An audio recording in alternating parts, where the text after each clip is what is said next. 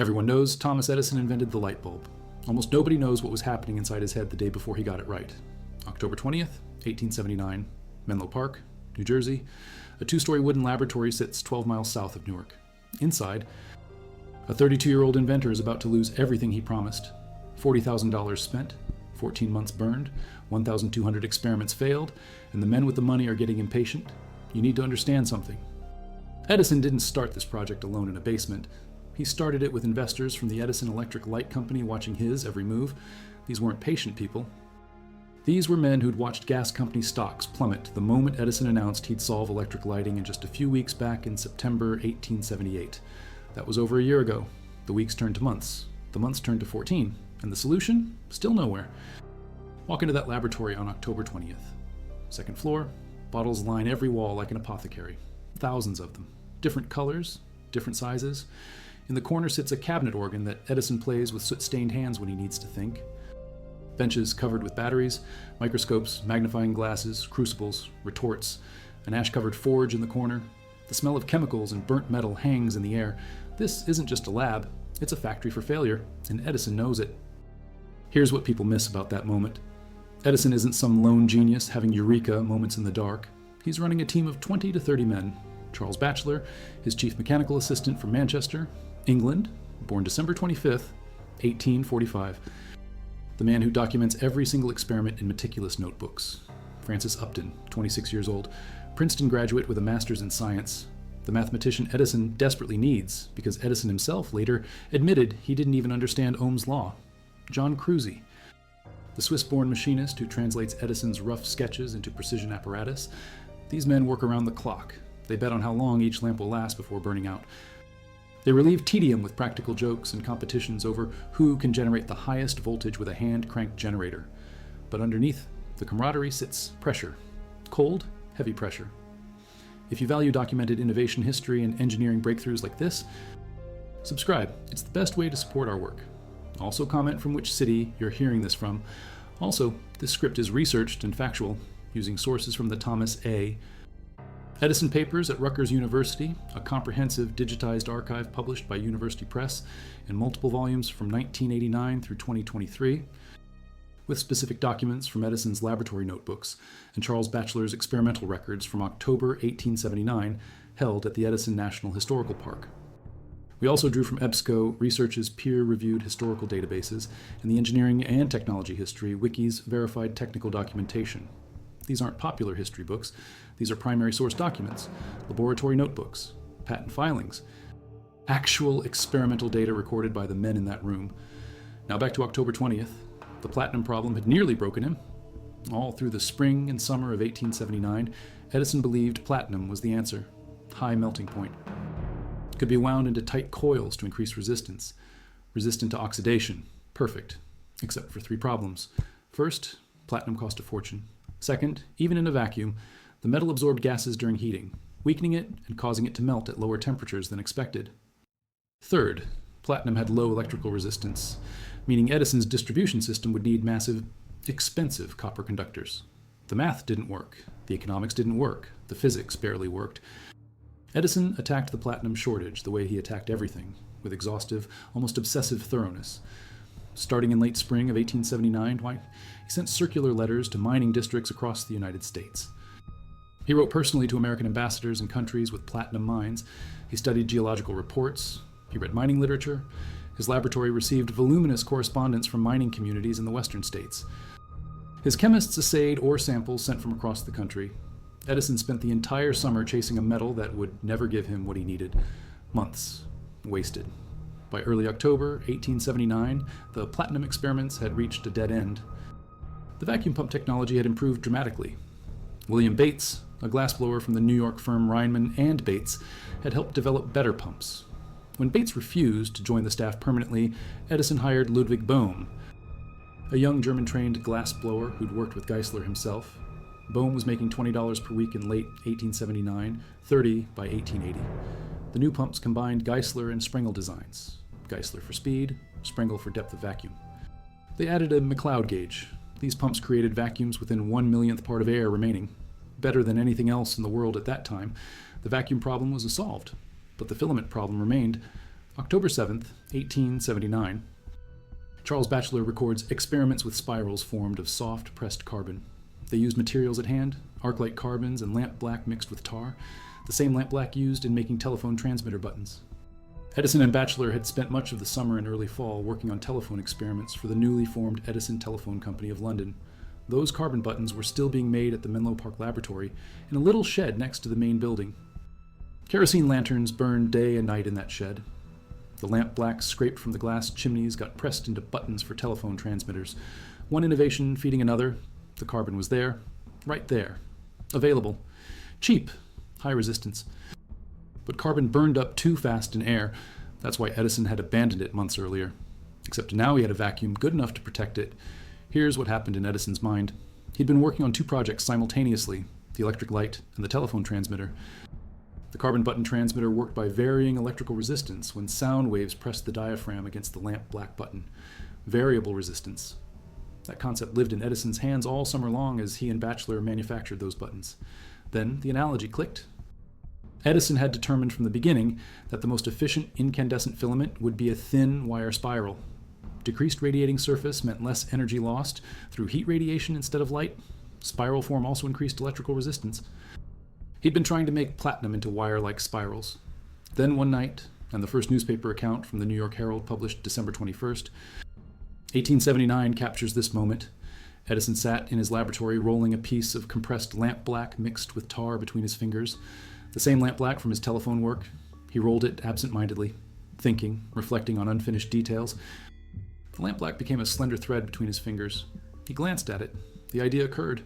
It might work as a burner if made incandescent. Minutes later, they tried it. Satisfactory results? Not surprising to Edison, but satisfactory. Further experiments followed. Altered forms. Different compositions. Each experiment showing he was on the right track, but spirals proved almost impossible to wind from carbon. Batchelor spent 2 weeks trying. Futile effort. Carbon wouldn't cooperate the way platinum had. They needed another approach, another form of carbon wire. Thread. Actual cotton thread. Carbonized. Simple. October 20th into 21st, the timeline matters. The sources are precise about this. EBSCO Research Historical Documentation records that on October 21st, 1879, at 1:30 in the morning, Edison began what would become his 9th experiment in a series testing carbon filaments. Charles Batchelor's laboratory notebook describes it. Some very interesting experiments on straight carbons made from cotton thread. They took 6-cord thread, number 24 gauge, roughly 13 thousandths of an inch thick. They fastened it to platinum wires. They carbonized it in a closed chamber, an earthenware crucible heated to high temperature, packing the cotton thread with powdered carbon. The carbonization process drove off all volatile compounds, leaving pure carbon in the shape of the original thread fiber. They placed the bulb in vacuum using the improved pumps, connected it to 18 cells of carbon battery. The filament began to glow soft orange. Resistance at start, 113 ohms. During operation, resistance increased to 140 ohms, probably due to vibration according to Batchelor's notes. The light output equaled roughly half a candle. Not bright, but steady. Steady was everything. Previous filaments had flickered, weakened, burned out within minutes or hours. As cotton thread filament held, 1 hour passed, 2 hours, 3. The team took shifts watching it. Edison likely stayed awake the entire time, watching that soft orange glow. 4 hours, 5, 6. Morning came. The lamp still burned. 7 hours, 8, 9, 10. Afternoon. 11, 12, 13. At 3 o'clock in the afternoon of October 21st, after 13 and a half hours of continuous burning, the filament finally failed. But by then, Edison knew it in his bones. This was the path. They immediately began testing variations. Later that same day, they increased the battery cells to raise the light output to the equivalent of 3 gas jets, at least 30 candles of brightness. The filament held even at higher power. Over the next days and weeks, they produced filaments that burned for 40 hours, then longer. The patent filing came fast. November 4th, 1879. Patent number 223,898. Granted, January 27th, 1880. The patent described an electric lamp using a carbon filament or strip coiled and connected to platinum contact wires. It specified several ways of creating the carbon filament, including cotton and linen thread, wood splints, papers coiled in various ways. But here's what Edison understood that his competitors didn't. The lamp wasn't the invention, the system was the invention. A working light bulb meant nothing without a way to generate electricity, distribute it, meter it, control it, and make it cheap enough for regular people to afford. While Joseph Swan in England had developed a working carbon filament bulb around the same time, Swan demonstrated his lamp in December 1878 using treated cotton thread. Swan focused on the lamp itself. Edison focused on the ecosystem. He needed dynamos to generate power. He needed underground conductors. He needed safety fuses. He needed sockets and fixtures. He needed a business model. He needed manufacturing capability. He needed everything. The pressure on October 20th came from knowing all of this. Knowing that one component, even a brilliant component, meant nothing without the whole system. Edison had already been working on dynamos. By summer of 1879, he and Upton had made enough progress on generator design that Edison briefly considered offering electric distribution for power, not light, just to salvage something from the failed lamp experiments. The dynamo work was solid. Francis Upton provided the mathematical calculations Edison couldn't do himself. Upton had joined the laboratory in December 1878 at age 26. He calculated electrical resistance, power requirements, voltage drops across distribution systems. Upton wrote to his father in March 1879, "I find my work very pleasant here and not much different from the time when I was a student. The strangest thing to me is the $12 that I get each Saturday, for my labor does not seem like work but like study, and I enjoy it. The electric light, I think, will come in time and then be a success, and then my place will be secure." $12 per week. That was Upton's salary in March 1879, about $50 per month, roughly $600 per year. In today's money, roughly $17,000 annually based on historical wage comparisons. These men weren't getting rich. They were getting experience, knowledge, a chance to be part of something that might change the world. John Ott, a machinist and experimenter who stayed with Edison throughout his career, later told a biographer, "Edison made your work interesting. He made me feel that I was making something with him. I wasn't just a workman." But Ott also recalled, "My children grew up without knowing their father. When I did get home at night, which was seldom, they were in bed." The human cost of innovation rarely makes it into the stories, but it was there.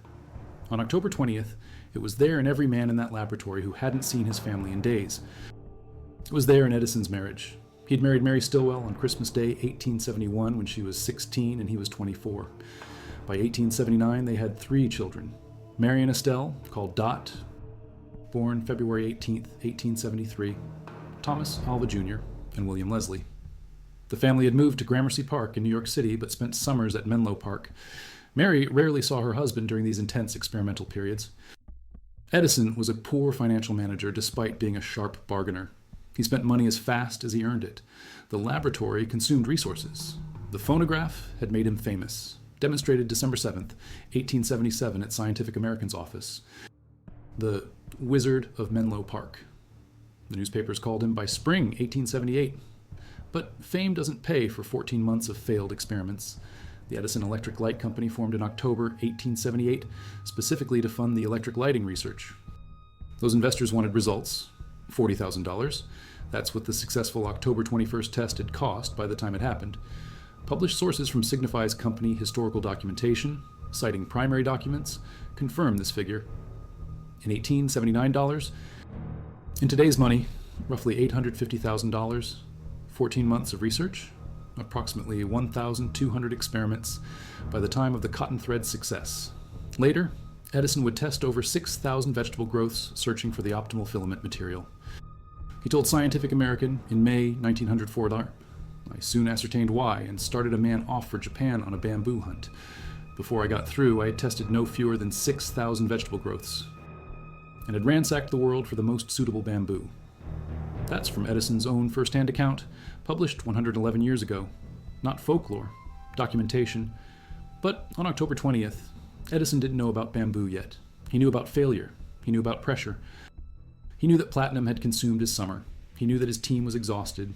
He knew that somewhere in God's workshop, as he later told his staff, there existed a vegetable growth with geometrically parallel fibers suitable for their use. He told them to look for it. "Paper is no good," he said. "Under the microscope, it appears like a lot of sticks thrown together.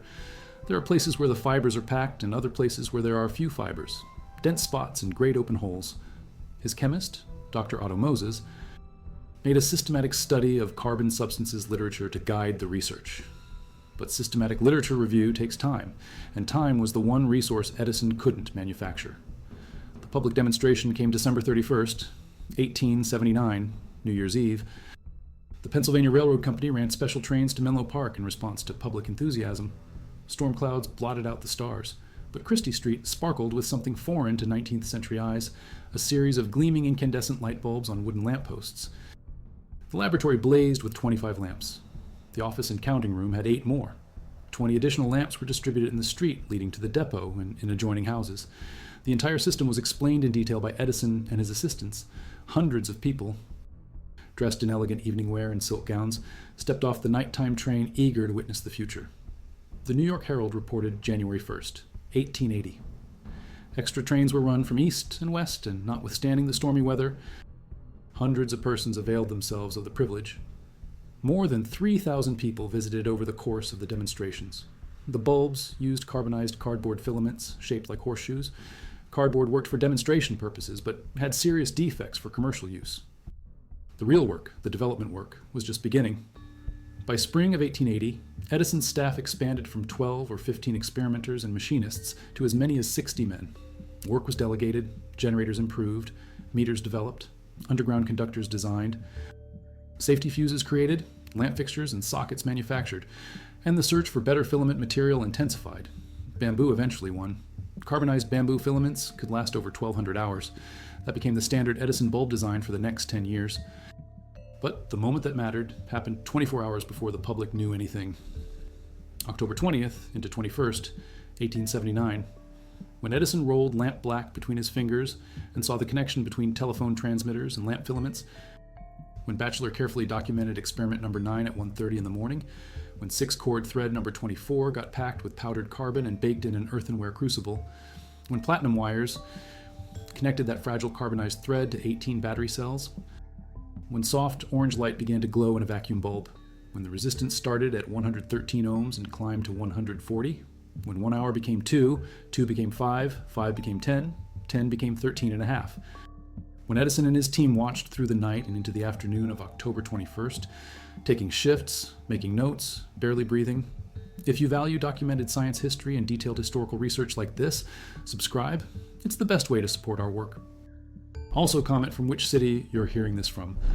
Also, this research draws from the Thomas A. Edison papers published by Rutgers University, specifically Volume 5, covering research to development at Menlo Park from January 1879 to March 1881. Compiled by editors including Paul Israel and published by Johns Hopkins University Press. We also used technical documentation from the IEE's Engineering and Technology History Wiki, first-hand accounts from Edison's assistant Francis Gill's Menlo Park Reminiscences, published in 1937 through 1941, and Charles Batchelor's original laboratory notebooks, digitized and available through the Thomas Edison National Historical Park Archives. Now back to what happened after. The patents tell part of the story, the business deals tell another. On December 17th, 1880, Edison founded the Edison Illuminating Company. During the 1880s, he patented a complete system for electricity distribution. The amount of copper wire needed to commercialize this technology was enormous. Edison recognized this early.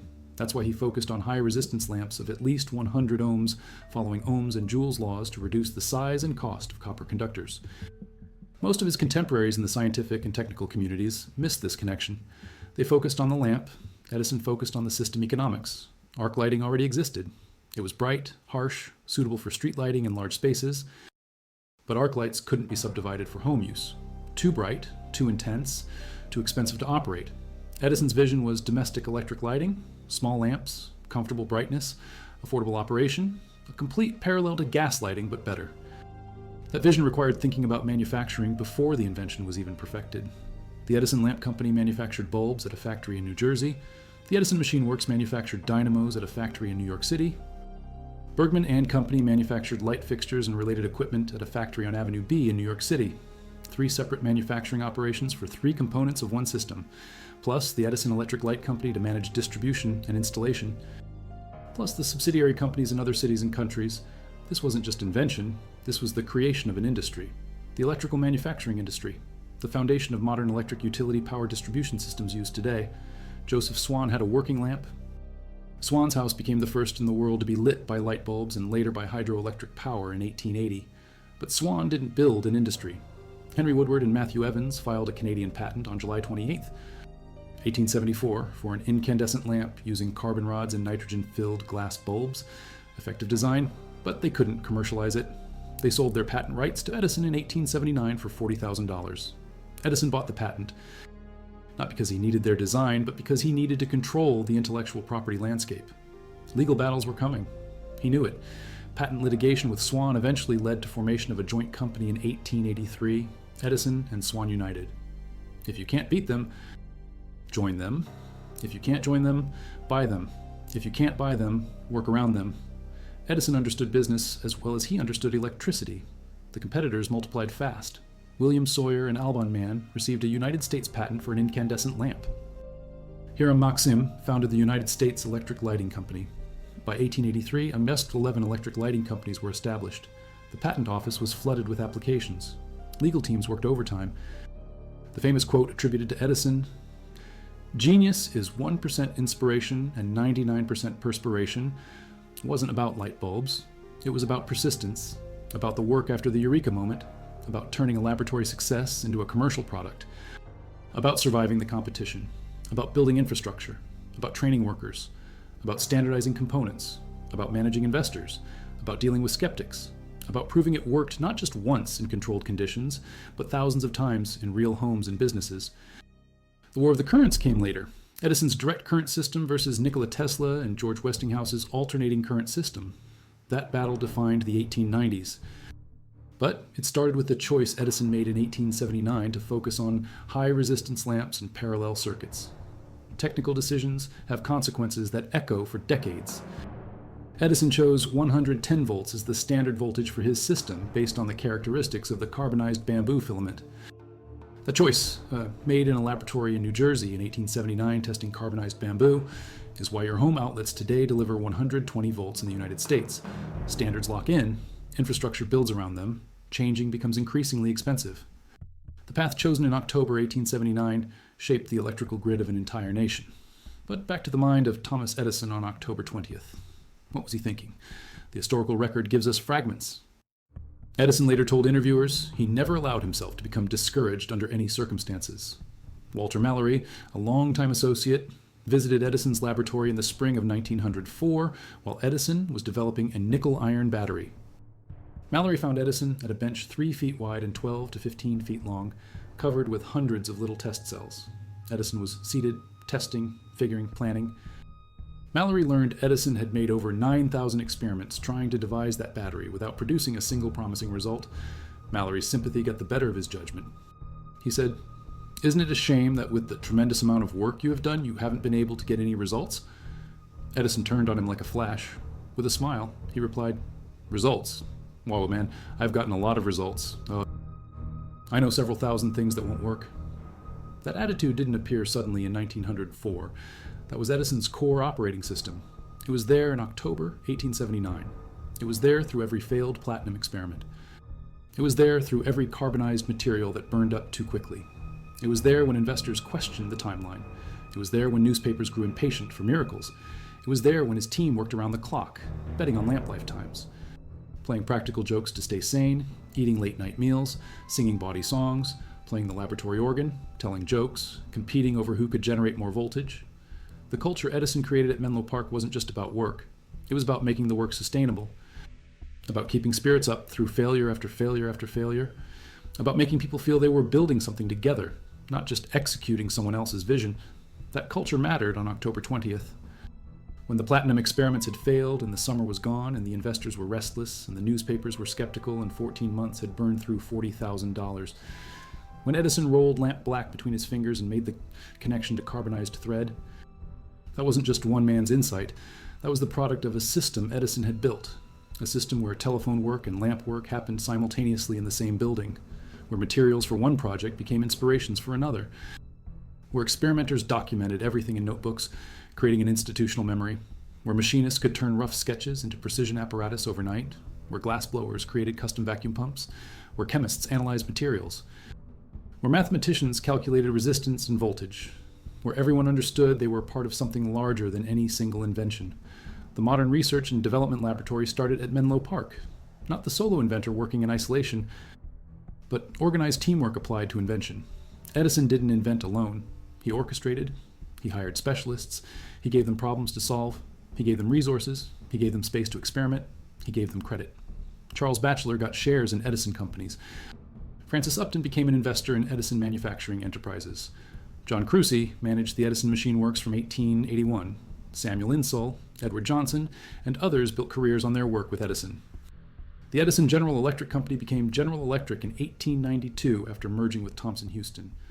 General Electric grew into one of the largest Fortune 500 companies in the United States. That growth started with how Edison organized innovation at Menlo Park. October 20th, 1879, a man rolling lamp black between his fingers, a team preparing for another night of experiments, a system ready to turn insight into test, into result, into refinement, into product, into business, into industry. The moment before the breakthrough always looks like just another day of work. That's what people miss. The breakthrough isn't separate from the grind. The breakthrough is the grind. It's the 14 months. It's the 1,200 experiments. It's the $40,000. It's the team taking shifts. It's the notebooks documenting every failure. It's the infrastructure that lets you test ideas fast. It's the culture that keeps people going when nothing works. It's the vision that says the lamp isn't the product. The system is the product. The cotton thread burned for 13 and a half hours, starting at 1:30 in the morning on October 21st, 1879.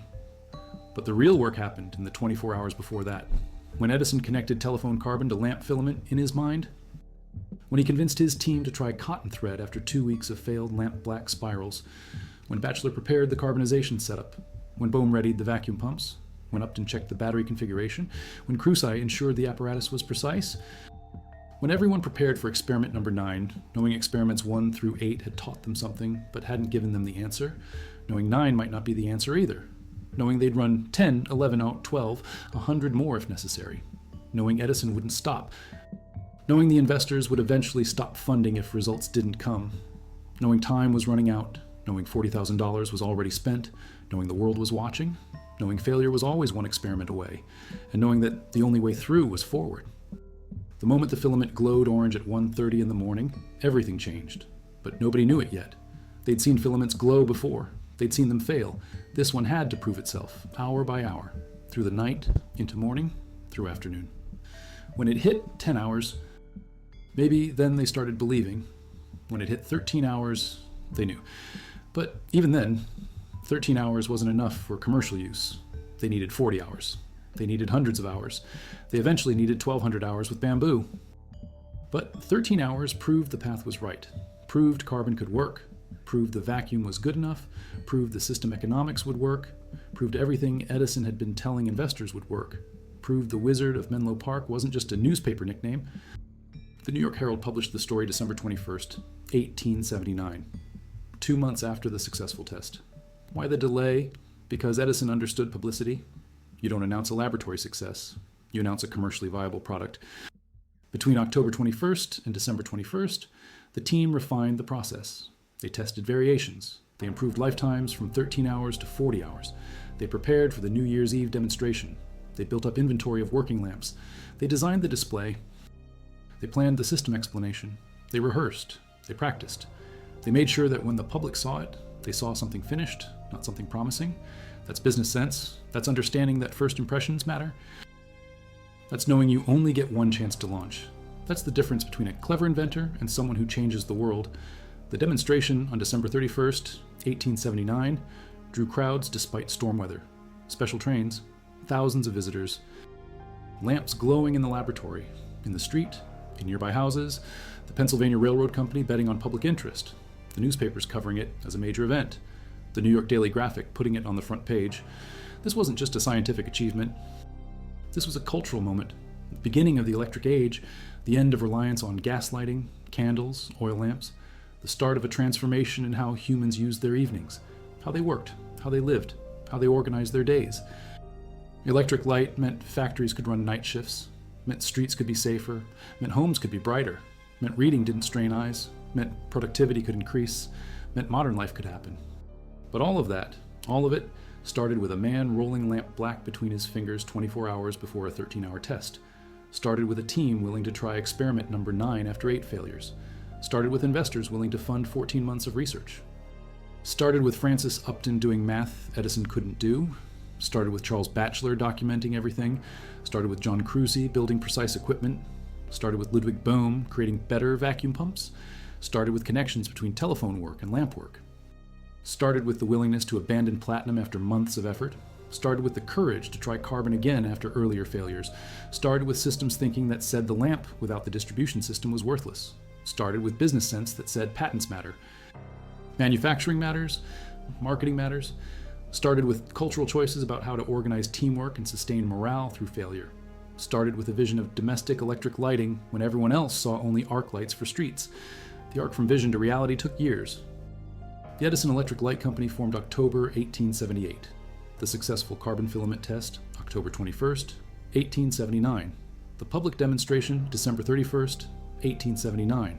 The patent granted January 27th, 1880.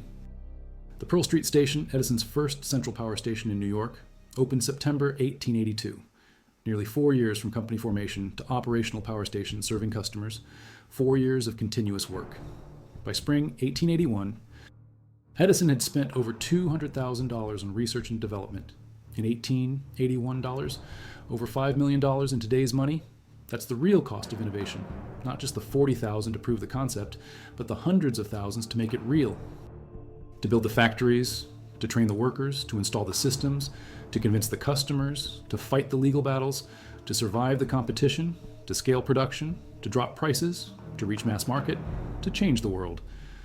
Edison died October 18th, 1931, 52 years after that October night. In his 84 years, he accumulated 1,093 patents in the United States alone. The phonograph, the motion picture camera, improvements to the telegraph and telephone, the alkaline storage battery, mining and cement technology, sound recording. The list goes on, but the incandescent light remains the defining invention, the one that earned him the title, the one that changed how humans live. The one that started with a man rolling lamp black between his fingers in a wooden laboratory in New Jersey in October 1879. The laboratory notebooks from that night survive. Batchelor's careful handwriting documenting experiment number 9, the measurements, the observations, the timeline. Rutgers University digitized those papers, made them public. Researchers can read the actual words written by the men in that room, not filtered through biographers, not cleaned up for public consumption. The raw data, the real record. Edison's notebook number 52. Page 105 actually shows the start of notes on October 22nd. Page 115 shows that number 9 cotton thread lasted 14 and a half hours on October 23rd. The sources exist. The documentation is real. This isn't mythology. This is history. That distinction matters because the mythology around Edison often obscures the reality. The mythology says lone genius has eureka moment and changes world. The reality says organized team executes systematic research over 14 months, faces repeated failure, finally achieves breakthrough through combination of cross-project insights and improved technical capability, then spends years developing commercial viability. The mythology is simpler. The reality is more useful, because the reality teaches how innovation actually happens. How it requires teams, not heroes. How it requires persistence, not just insight. How it requires business sense, not just technical skill. How it requires infrastructure, not just ideas. How it requires culture, not just leadership. How it requires resources, not just genius. On October 20th, 1879, Thomas Edison was a man under pressure running out of time and money with a team exhausted from 14 months of failure working on a project everyone said would take a few weeks. He wasn't a wizard. He was a manager, a systems thinker, an organizer of talent, a person willing to try one more experiment after 1,200 failures. A person who understood that the lamp, without the dynamo, without the distribution system, without the meter, without the socket, without the fuse, without the wire, without the business model, was just an expensive toy. A person who built a culture where telephone work inspired lamp work because both used carbon in different ways. A person who hired people smarter than himself in specific domains and trusted them to do their work. A person who documented everything so that failure taught lessons. A person who understood that invention is 1% inspiration and 99% perspiration. 24 hours later, on October 21st at 1:30 in the morning, cotton thread carbonized in an earthenware crucible connected to platinum wires and a vacuum bulb began to glow soft orange. 13 and a half hours after that, the filament failed. But by then, everyone in that room knew they'd found it, knew the path was right. Knew the next months would be refinement, not searching. Knew the investors would keep funding. Knew the newspapers would be proven right about the wizard. Knew the world was about to change. Knew they'd been part of something that would outlive them all. Christie Street in Menlo Park became the world's first street lit by incandescent bulbs on New Year's Eve, 1879.